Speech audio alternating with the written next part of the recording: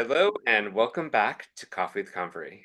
Today we're joined by Sanjay Padhiar, a dynamic business consultant and fractional COO with over a decade of experience in helping businesses streamline their operations, improve processes, and most importantly, turn customers into raving fans.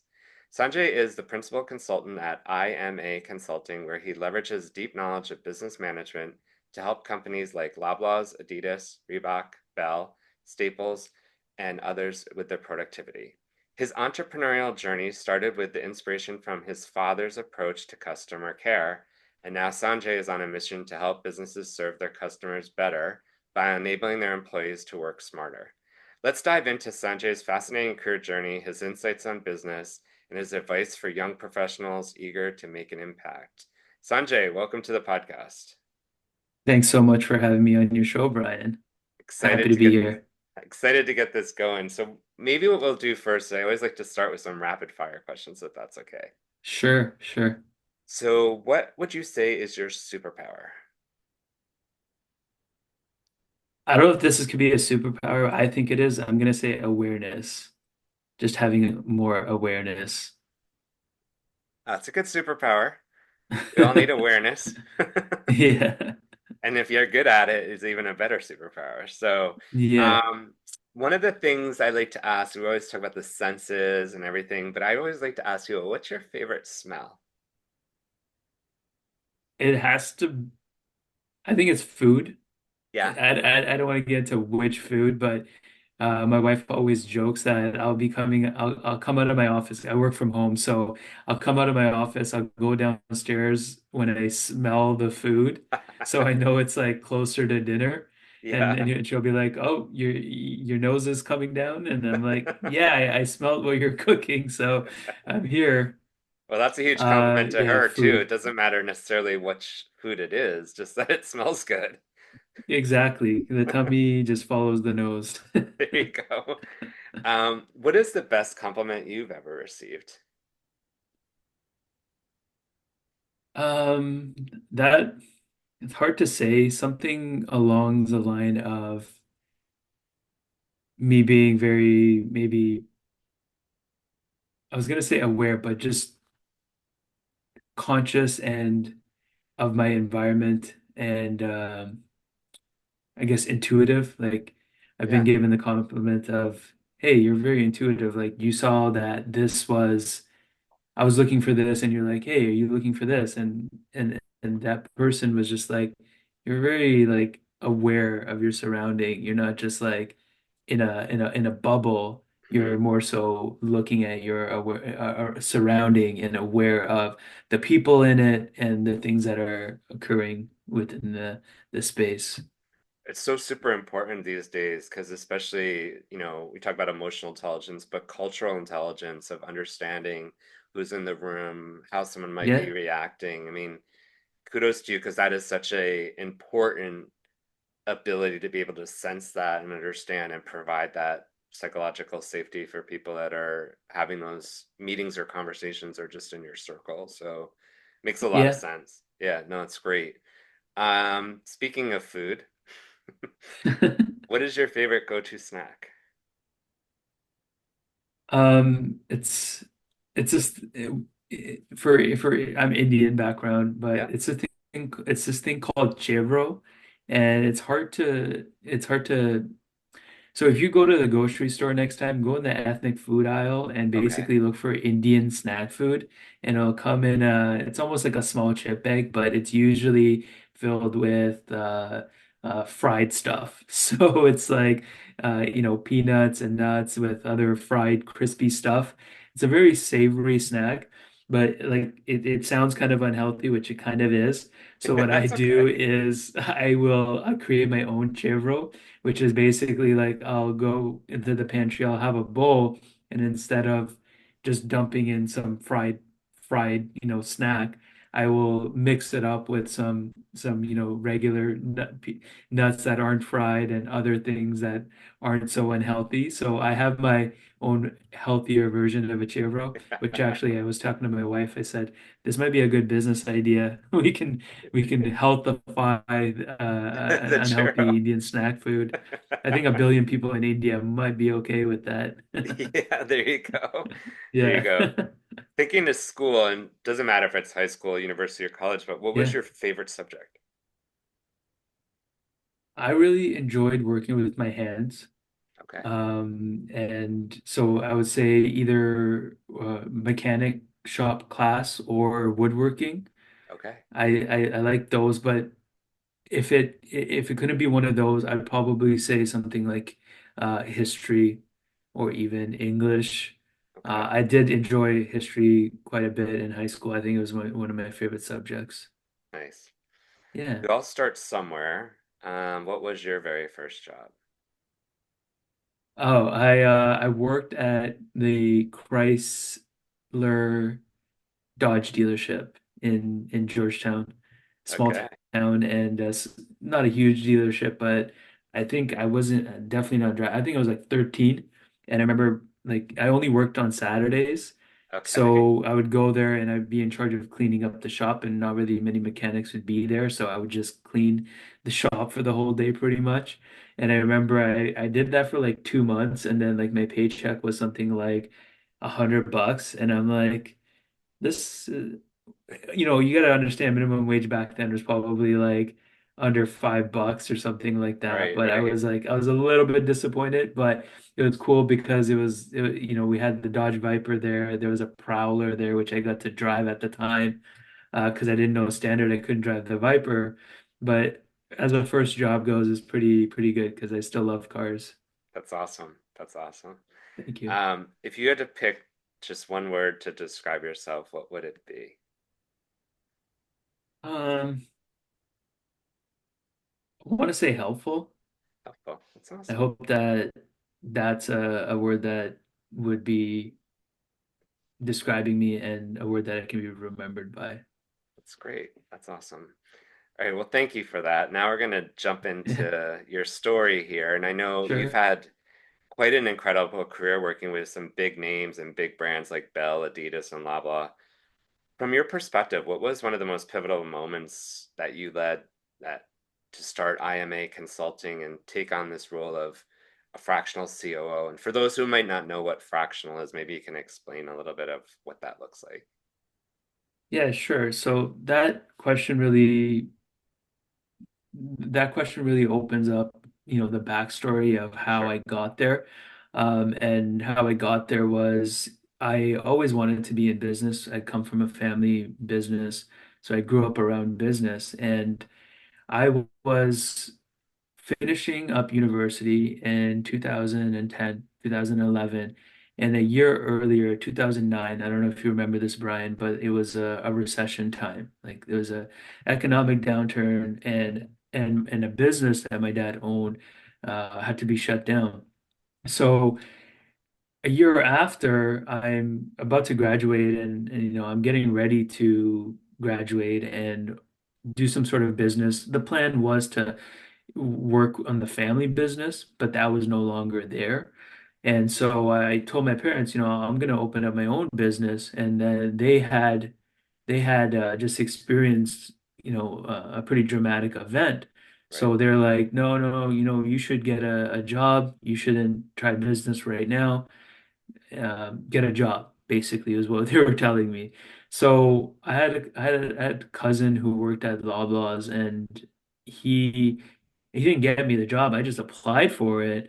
And at the time I was doing school, and I was doing a call center job as a part-time job. And so I applied, and I remember getting that call saying we're hiring you. And it's just one of the happiest days. I didn't plan on being in corporate, but it was a nice job. It allowed me to learn a tremendous amount. So short, long story short, I didn't plan on going into corporate, but I did it for 12 years. Yeah. However, I don't regret any of it because of the what I learned. Hmm. So I would say that what you learn from your experience is pivotal. You're probably not going to find that in books. You might find that somewhere, or if you have mentors and coaches to help you out. But just the learnings that I got from my peers, Hmm. um, they were really helpful. And what's cool is you also get to, teach other people things that you know. So it's a cycle of learning things and then helping others, teaching things as well. And then how I got into consulting was obviously I wanted a business. 12 years later, actually this was 10 years later, I decided I need to open up my own business. I don't want to continue in corporate anymore. So for that reason, I started consulting as just a side business. I got one client through Vaughn Business of Commerce, Hmm. which if anybody needs help, go to your municipal. They're usually willing to help out. So they helped me out. I landed my first client, and that's kind of where the fractional title comes from. They're a smaller business, and when the business is smaller, especially not like medium size or even enterprise size, there's a lot of responsibilities for certain individuals. Like the owner is wearing 15 different hats. Right. So me being a fractional, meaning I'm part-time going to help out with operations, for example. Right. So the fractional operations hat that I do wear sometimes with my clients is more so for smaller clients that don't have that as a resource. Ideally, though, I've been growing as I grow the business and I grow as a individual, I'm realizing where my niche is, and that would be to find businesses that are a little bit larger, where they Hmm. do have the resources, because when they do have the resources, that becomes more scalable. Without having that resource, it becomes difficult for somebody like me to, uh, move on Right. from that because they're going to become reliant on me. I don't want any business to become reliant on me as the consultant.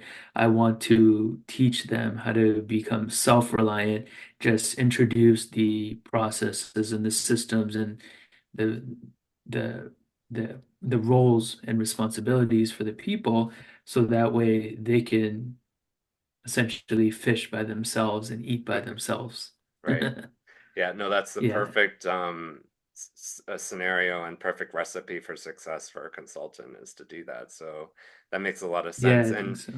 I know you share, you passion for entrepreneurship by, watching your father run his business. How did some of those early experiences shape your approach to the way you manage customer service and business and thinking through the client's experience? Yeah, it was a great experience for me to see it growing up. And what it really taught me was to be more open with customers. Yeah, The biggest takeaway that I had from my watching my father was the conversations that we had.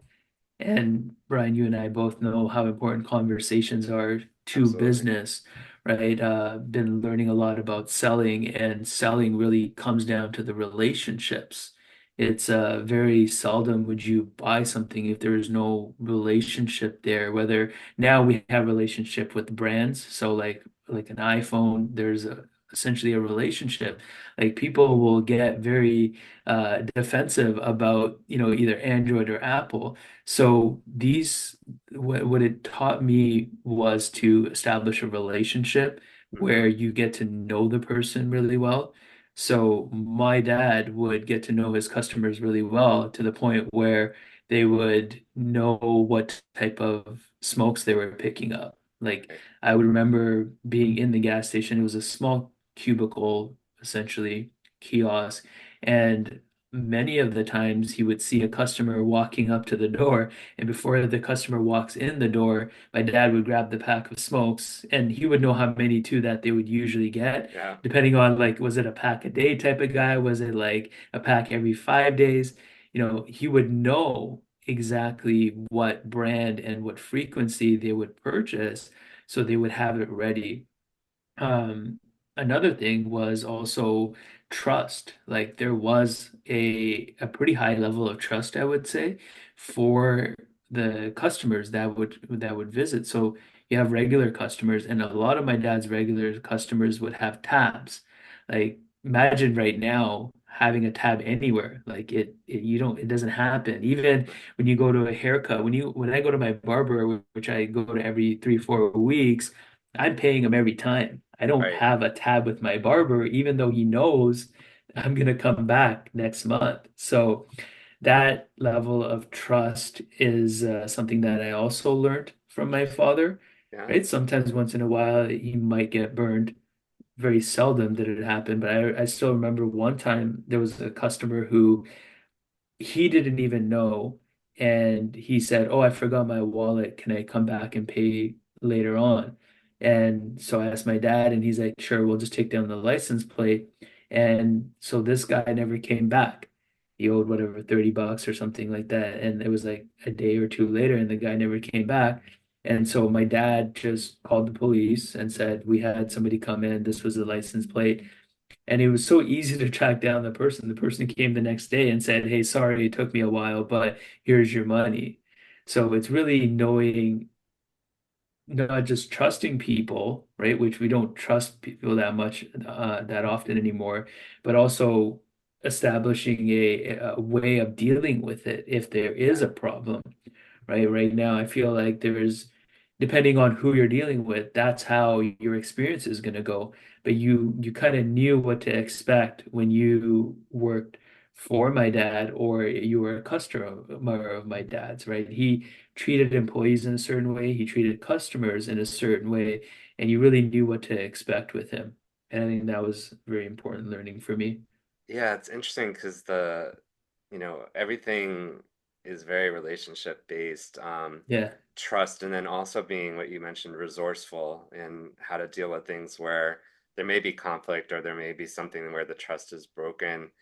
I'm thinking yeah, about our audience that's listening to this podcast, and a lot of people who are maybe just kind of starting out in their careers, I always talk to them about skills and which they should be successful in developing. But listening to your story there too, what would you maybe thinking a little bit too, like about, you know, building relationships, building trust, building resourcefulness. What thoughts do you have around that for people maybe who are just starting out their careers or still in school?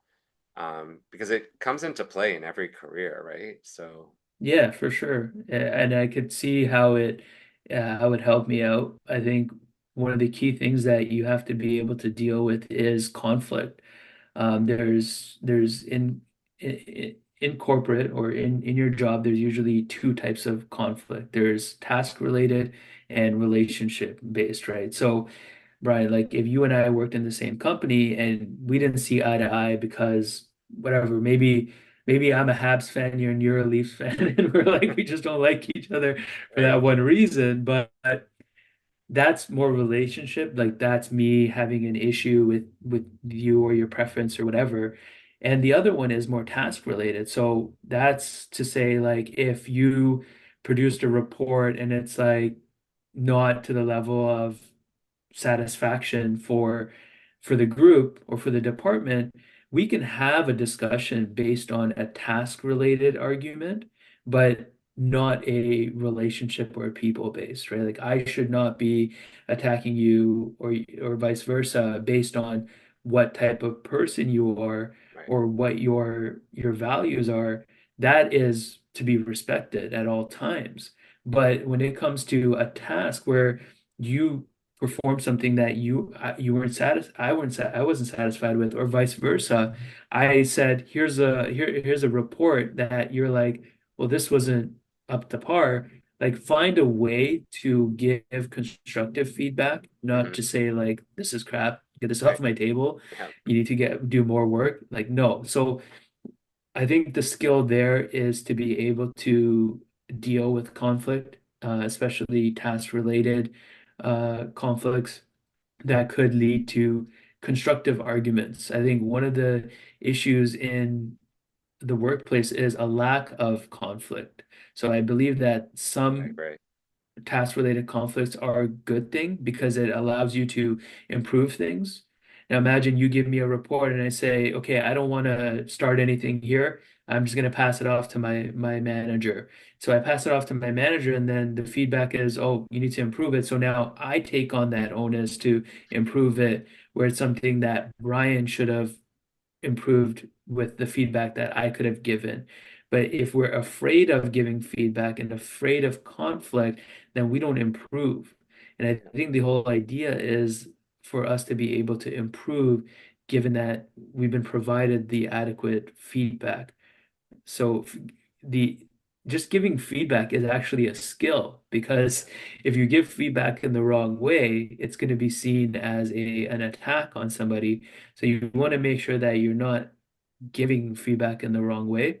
And there's books and methods that you can learn how to essentially give feedback, and part of that is like negotiating as well, right?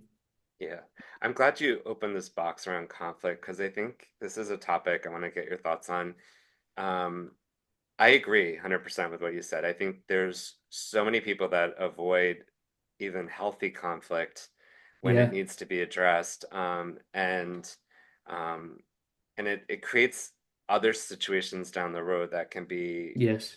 turn into like argumentative situations or whatever. Yeah. The one thing I see right now too is with all the different generations in the workplace, and especially the new and up and coming younger people who haven't really had to deal with conflict either because their parents cleared the way for them so that they didn't have Yeah. any conflict, which I is see that a really a lot. big thing right now. I mean, I've talked to a lot of my Yep. friends and they're actually reflecting like, wow, I shouldn't have solved all these things for them because now they get Yeah. into the workplace and someone says, and I just had this recently when someone said their son was at work and their boss said something like, "Well, you could smile a bit more," and he completely went off the rails and was like, Wow. "Why is this person telling me this? Doesn't he know I have depression issues? Doesn't he?"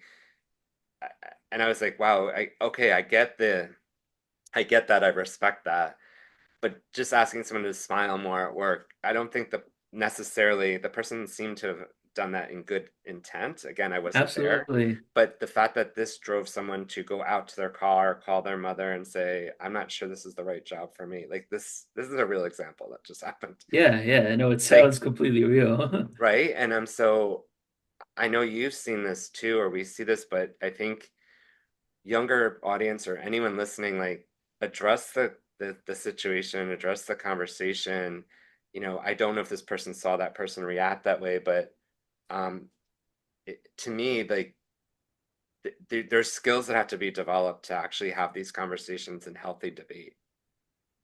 Yeah, for sure. Like just just responding to that situation that you had mentioned, what I'm seeing there is, yeah, it's a bit of conflict. That person didn't know how to handle a remark from their boss, even though like the older generation, like we've dealt with way worse comments from our boss, right? So, one of the issues that I'm seeing there is that that person has labeled themselves with something, Hmm. and you said that they labeled themselves with depression. And this is not to say that that person does not have depression. That's not up for debate. It's Right. it's more so the label of saying, well, I have depression, therefore I cannot smile. It's almost like that type of mindset. And one of the things that helped me early on was reading a book by Carol Dweck called Mindset. And that really allowed me to become more of a growth mindset, Yeah. right? So if that person had decided like, okay, well, I don't feel like smiling, but maybe I'll just take the advice of my boss and smile for a bit and let's see how it goes. And Right. at the end of the day, if I didn't like it, if I felt like it was so fake and I didn't want to do it, I'm gonna quit, Right. right? But to have that response, that's really I think it's the amygdala that is just like, fight or flight response. Yep. And so I think that we can either fight or we can either flight. Like there's a third response there, and that's really to just think, right? To let that in and think about what has this person just said. And I think going back to conflict and how to deal with workplace environments, don't always think that you have to fight with people. Don't always think you have to turn your back and leave. You, it's okay if you just sit there in that moment and think about it. And then a lot of the times arguments happen when you don't understand something. Right. So if let's say your friend's son, I'm not sure who the person was, but let's say they said, "You're asking me to smile. I don't know how you can say that to me." So that for that person, it's like they don't understand how somebody can tell a person who's depressed how to smile. You know what I mean? Yeah, So usually a lot of the times arguments are based upon a misunderstanding or a lack absolutely. of understanding. Yeah. And that's something that could be not avoided, but it could be dealt with if we just try to stay there in the moment and try to understand more.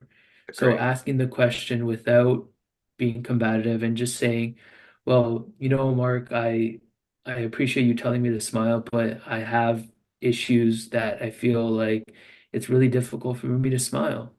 And maybe the manager would be like, okay, I understand. Like that's it's acceptable. I can't, stand there with my hands and force you to smile. So Right. I'm not gonna do that to you. Right. And I think if we could help each other understand better, we would be better off.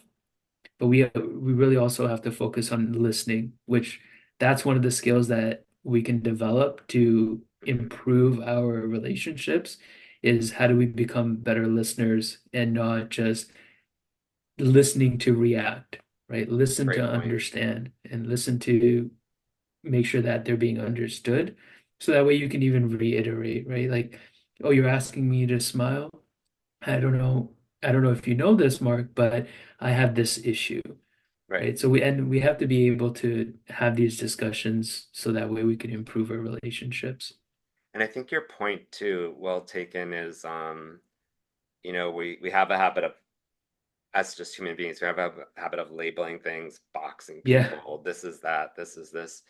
And I think it's a exactly. great point because I think in the communication channels of the work environment, we all own a part of that.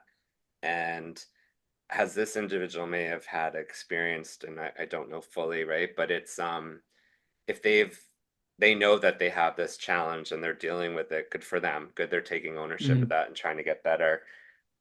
I know myself, having to go through my own career, I've learned that, not to try to take things so personally. Like, it's not a personal attack on my report. It's maybe what exactly. they expected, is something Exactly. different. And I think human nature sometimes is to react to that. But to your point, Yeah, like, stay in the moment, ask the right questions. Like, well, what else would you want to see in that report, whatever it is, and have that exactly. conversation, because if you just walk away from it, you don't know what the requirements are. You may have taken it personally versus it's not an attack. It's just that there's something else they wanted to see. So Yeah, I really love that we're talking about this because I see it now, especially with all the generations in the workforce. It's pretty yeah, challenging right now because generationally people are like talking like this, right? yeah. And it's hard to and it's hard to kind of get through that. But I think it starts with, like you said, be in the moment, ask the questions, don't take it personally. Yeah, understand where the person is coming from, and you said it beautifully when you said it's not an attack on you as a person. Yeah, It might be a constructive feedback on the work that you've done. Uh, if you don't if you're not open to feedback, then how will you learn? And I think right. your audience could appreciate that learning doesn't stop once you leave school. Yep. It Right. actually I ramps agree. up, and learnings are going to be everywhere. Yep. So you're going to be tested too, right? So Uh-huh. that's the other thing, is that it's good to acquire skills. It's good to do personal development work too, because a lot of the things that you're hearing me say is just a result of me doing the personal work, the personal development work that it took to get me to this level. Because I wasn't this human a long time ago. Like when I first started in corporate, like it was tough to deal with any type of arguments, but like any type of conflict. Yep. I was pretty reactive. I would escalate stuff all the time, and Yeah. it's like it's like yeah, like Comes with you can maturity, I think, evolve. too. Yeah. Like to your point about constant learning and shifting the conversation maybe now to people who are, in a spot, maybe kind of done with it or tired of what they're doing, or they feel they've achieved, what they set out to do, which is also something that happens in a Yeah. role or a career. What is your thoughts around career shifting, like going from one thing to another, and how people might consider approaching that? Yeah, I have a few thoughts around that because sometimes you want to do a career shift, but you won't do it. Like you'll just stay in the comfort zone and you won't do it. You'll talk Hmm. about doing it, you'll think about it, but then you won't actually do it. So, one thing is that if you're going to do it, have a goal and a plan around it. So, for example, one that I had was in 1 year, if I don't achieve X in this role, then I'm going to look for another role elsewhere. And having that sort of a goal when you're thinking about career shifting will give you will give that goal a timeline. Because if you're just talking about shifting a career and 10 years passes and you didn't do anything, that's the reality with a lot of people, and time flies. So if you are thinking, I want to go into a different role or a different company, try something new, then make it a goal. Like write it down, put a timeline to it, be more specific, so that way when as even getting closer to it, you could prepare yourself. Because most often you're gonna also need help. So in terms of career coaching, like if the role that I want to get into is management, then there are skills that you need to develop as a manager that you can start developing in the same role.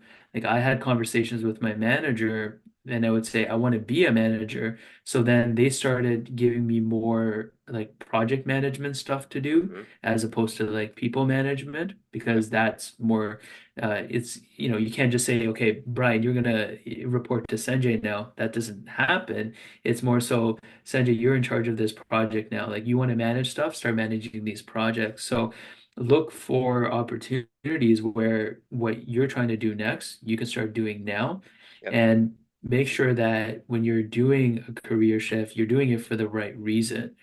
A lot of the times we're looking to get out of the situations that we're in currently. That's been my experience, is like I'm leaving a role. People say we leave managers, but I don't think that's the case. I think people leave bad culture. Um, and culture is way more toxic than bad managers. And that's probably a bigger conversation, but It's another you don't want to podcast. be leaving for yeah, you don't want to be leaving for the wrong reason in terms of going into another role that isn't gonna make you any happier Yeah. per se, right? So make sure you're doing it for the right reason. Try to develop the skills of where you want to be and put a timeline to it so that way it's not wishful thinking. I feel like a lot of career shifting is wishful thinking, right? I want to become, I want to go from teaching to law enforcement, or I want to go from law enforcement into HR. So if you're thinking about doing a career shift, try to get more information and then try to have some sort of goals aligned with that. I think that's great advice. Thanks for sharing the insights, because even today, with the ever evolving workplace, some roles are starting to become very different than they were when you first took a role, or you're Yeah. needing to upskill because you need to better your game for another role or whatever it is. So that was super insightful and helpful advice. Thanks for that. I wanted to ask you about networking. This is a topic I talk about a lot, with my guests and also with people I consult with.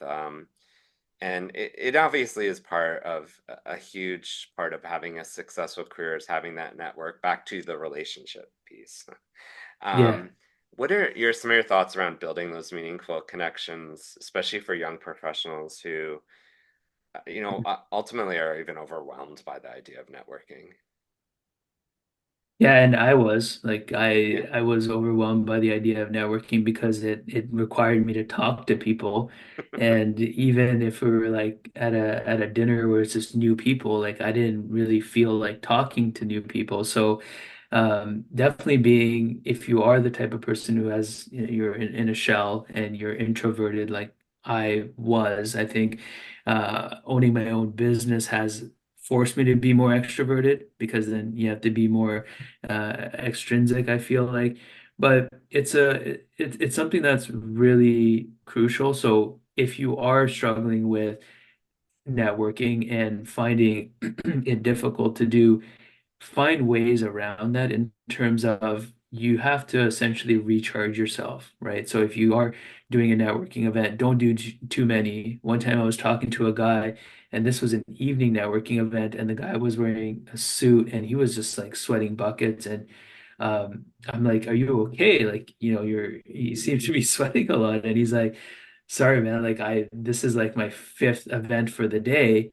And I've just been going at it for the whole day. And this was like 9:30 in the evening, and the guy started networking in meetings in the morning. So really know yourself, like know Mm, thyself, and know how much to push yourself. You can dabble yourself in networking a little bit here and there. Go to some events that you feel comfortable with. It's always a great idea to have a sidekick or somebody that you can roll with in terms of mm, going to a network event. I feel like that makes it a lot less overwhelming if you are going there with somebody that and now I can go to a networking event by myself. One of the things that like networking is important and mm, eventually it led me to landing my biggest client, but don't just don't only do networking. Um, Naval Ravikant, who's a successful entrepreneur, he said that networking is a waste of time. I disagree with that. I don't think it's a waste of time, but sometimes you can overdo it, yeah. especially if you're not building something that is worth talking about. So that's essentially the premise Mm, that he went down is like if you build something interesting enough, people are going to come to you and you're essentially networking, right? They're asking you, "Oh, you're building this, tell me more about it." So of course, like we all aren't Naval Ravikant and Silicon Valley millionaires, but we can build stuff, right? right. So, like your podcast, for example, like how much more interesting is it when you're networking that you could talk about podcasting, you can talk about dudes that can dine, you can Yeah. talk about other things on the go, you can talk about speaking engagements that Yeah. you're doing, right? You're doing interesting stuff all the time that makes networking with you a lot more fun. And even for Good you to point. have something to talk about, bring people into this, right? Like through you and I met through a networking event. Yeah. How great was that? And now because you've already built some stuff, you and I are sitting on a podcast here talking because of what you have built. And I think that is very, very important to build Interesting. stuff and not only go all in on networking, remember that you have to build stuff so that way you have something to bring people into. That's such a really cool insight. Thank you for sharing that. Yeah, I never really thought of it in Yeah, that way. And you're right. It creates future opportunities for you to continue yeah, that conversation, right? And build exactly. that relationship. Um, and those lead to opportunities. I'm always thinking when I see meet people that are like the gentleman who was sweating a lot. Sometimes Yeah, they're even so hard pressed to get. They're doing it just for a job, and I'm like, No, yeah, the job will come. You're doing this yeah, for opportunities, and a job could be an outcome, right? Or a yeah, referral or whatever. yeah, And I think sometimes we're just so laser. Sometimes people get so laser focused on I'm networking to equal a job, but there's a lot of steps before that yeah, that need to happen. exactly. And I like your Exactly. build idea. That makes a lot of sense. Can you talk about purpose beyond business? I know it's something you talk Yeah. about. Yes, curious. I started I wanted to do something that was more than just business. So I said, why not call it my purpose beyond business? And it it ended up just being a newsletter for now. Hmm. I call it a media company because it's my attempt at documenting my journey towards making $1 billion and then giving most of it away. So that's kind of my big audacious goal of to be able Like to it. earn a significant amount of money and then do a lot of good with it. My work in philanthropy, like that's tied to that brand. My purpose is to do good for the world and especially for kids, right? Kids in third world countries, India and Africa, and even kids locally. Like I understand that in order to do good in overseas and third world countries, you also have to take care of like your local environment. So the plan is as this brand grows more, that we'll be able to do more things locally here in Canada as well. But for now, it's right now the work we're doing is I my family collects used toys and used clothing from Okay. family and friends. And so we have a drive, and every year we collect. This has only been going on for 2 years. It's the second year now. We did it last year where we had 10 boxes of goods that were shipped to Ghana in Africa. I have a partner there that helps me bring Nice. goods over. We were actually on national TV in Africa, which was incredible. Congratulations. So thank you. The brand is for me to talk about more of the purpose beyond just the business, and that purpose really being helping people, That's children amazing. especially. That's amazing. Uh, I think that that's another topic I want to talk to you offline. See, there we go. We got another thing to talk about. Yeah. Because there's been a previous Yeah, podcast guest who I want to possibly introduce you to because it's that'd be interesting great. overlaps. But Yeah, yeah. and congratulations, like that's such a meaningful opportunity.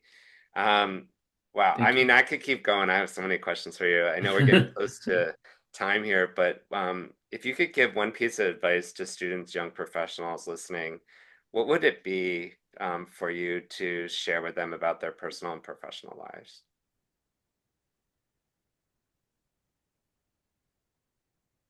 I would say that ensure that there's some sort of passion in what you're doing Hmm. and how you can measure that. Because sometimes you feel like you're passionate, but it's like you're not enjoying it.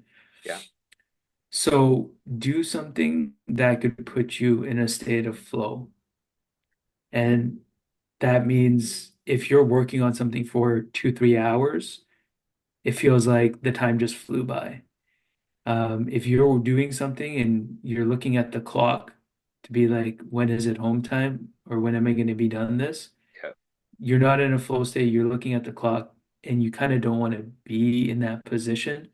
So always think about whatever it is that you're going to do in the future.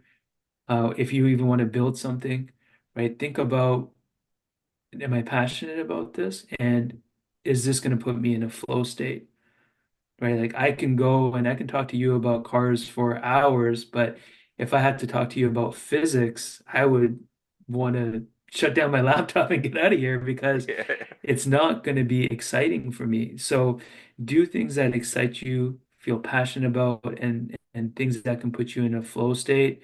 Because if you can be in a flow state and make money, oh man, you got to figure it out. Like It's a that's key. where you want to be. Yeah, Yeah, for that's sure. so such good advice there. And I know we've covered a lot of topics. Is there anything Yeah. you wanted to share that I hadn't asked you or something that you got on your mind that before we close out? Nothing in particular. I think the main topics were talking about purpose, like Yeah. purpose beyond business was really important. And I think anybody who is looking to do something that aligns with their purpose, figure out what that is, so that way you can start aligning yourself with people who are also aligned with that.